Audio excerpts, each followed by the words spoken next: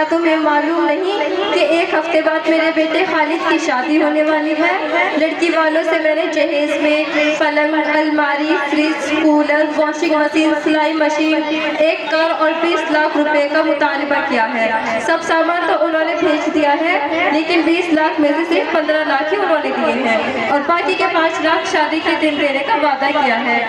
उन 5 लाख रुपयों से मैं अपने लिए, अपनी बेटी के लिए और अपने खानदान के लिए और अपने नूरे नजर खालिद के लिए मीना बाजार से कपड़े वगैरह खरीदने जा रही हूँ।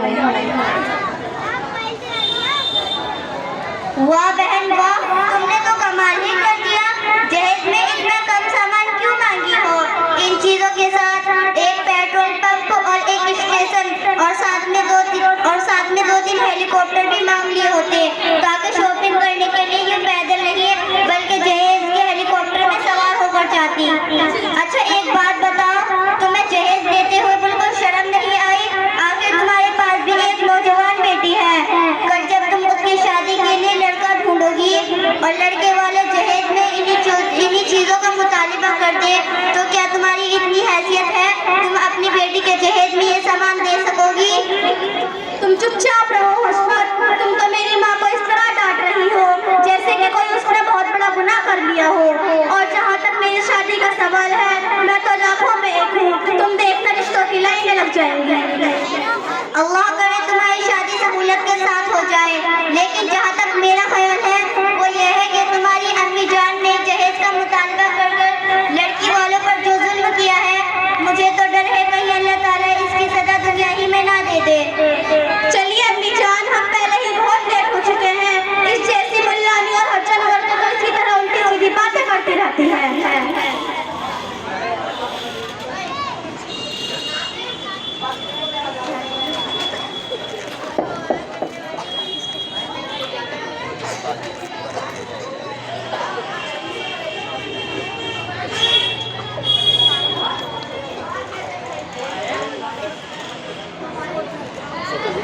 अस्सलामु अलैकुम आपा। वालेकुम अस्सलाम व रहमतुल्लाहि व बरकातुहू। खैरियत से हैं आपा जी? जी अल्हम्दुलिल्लाह। आप बताएं आपा, आपका कैसा आना हुआ? क्या बताऊं आपा, एक हफ्ते के बाद मेरी इस बेटी की शादी होने वाली है। लड़के वालों ने जितना सामान मांगा था वो सब दे चुकी हूँ।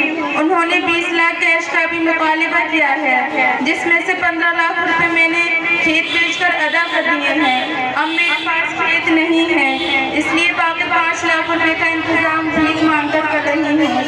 अल्लाह के नाम पर इस प्यारी और बूढ़ी माँ की झोली में कुछ रुपए डाल दो। अस्तगफिरुल्लाह, अब ये जमाना भी आ गया कि माँ और बेटी दोनों भीख मांगकर जहेज के सामान की तैयारी कर रही हैं। आप मुझे अपनी समझन तो बता दीजिए, मैं अभी उस जहेज की लालची औरत का दिमाग दुरुस्त करती हूँ। खाला जान उनका नाम हुस्नारा है और वो इसी मोहल्ले में रहती है, लेकिन आप जरा नरम और धीमे आवाज से बात कीजिएगा।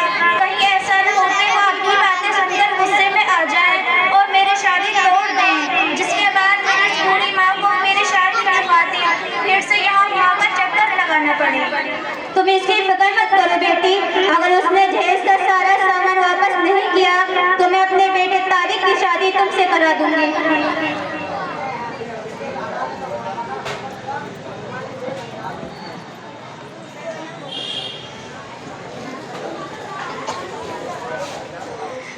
अच्छा, तो तुम ही वो खूंखार औरत हो जिसकी वजह से आज एक बूढ़ी माँ अपनी नौजवान बेटी को लेकर तुम्हारी ख्वाहिश पूरी करने के लिए दर-बदर की ठोकरें खा रही है और भीख मांगने पर मजबूर हो चुकी है।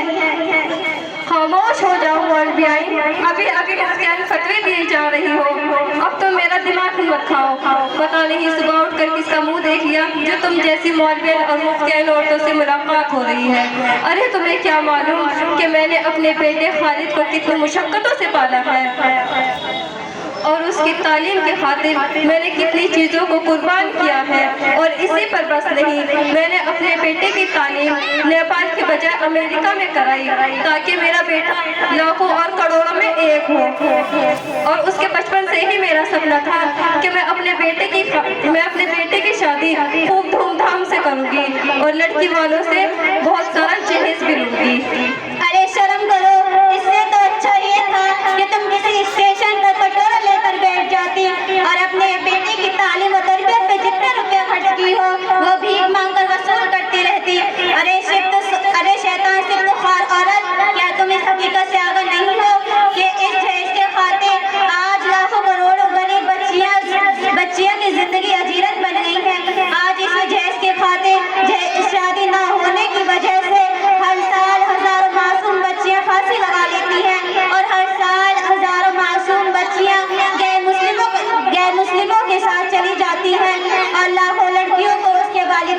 में ही मार देते हैं।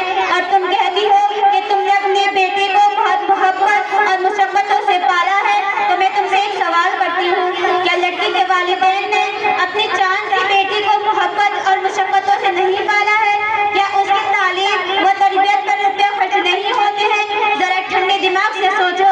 कल अगर सारी बेटी वाली ये फैसला कर लें कि हम अपनी बेटी की शादी उसी लड़के से कराएंगे जिसके वालिदैन हमें जहेज में फला चीजें देंगे, तो तुम कल क्या कर लोगी? अभी भी वक्त है, समझ जाओ। अपने बहू को अपने बेटे के लिए कुदरत का अनमोल और कीमती तोहफा समझो। अपने बेटे को बेचना बंद करो। तुम्हारा बेटा एक इंसान है, उसको बेचने का सामान मत बनाओ। तुम्हारी बातें सुनने के बाद मेरी अकल ठिकाने पर आ गई। मैं अभी जाकर अपनी समरन से माफी